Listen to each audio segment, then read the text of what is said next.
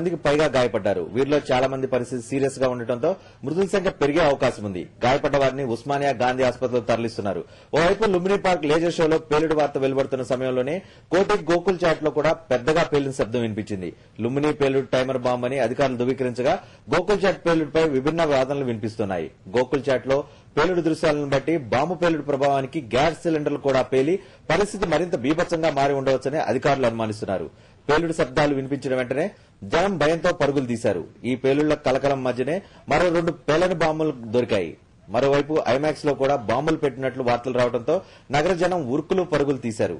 పేలుళ్ల వార్త తెలిసిన వెంటనే పోలీస్ బలగాలు, క్లూస్ టీమ్స్ భారీ సంఖ్యలో సంఘటనా స్థలానికి చేరుకున్నాయి. పేలుళ్ల నేపథ్యంలో హైదరాబాద్ సహా రాష్ట్రమంతా రెడ్ అలర్ట్ ప్రకటించారు. అన్ని థియేటర్లను సెకండ్ షోలను రద్దు చేశారు.